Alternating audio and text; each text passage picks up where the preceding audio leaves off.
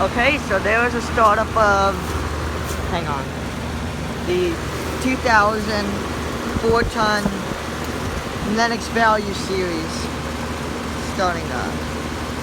Yeah, I already said that. No, sorry about that.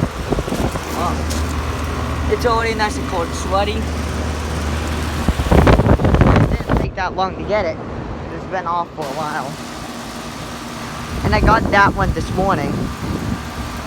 I was gonna try to get the starter like this, but setting it on the 2.5 ton, but I cannot see the fan really well.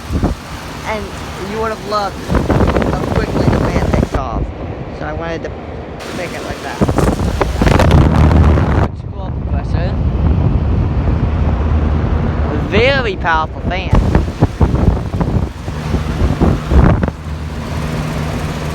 There's the data. R22 refrigerant from 2000, and it's a 4-ton. There's that one again. Yeah. There's a startup of the 2004-ton Lennox Value Series.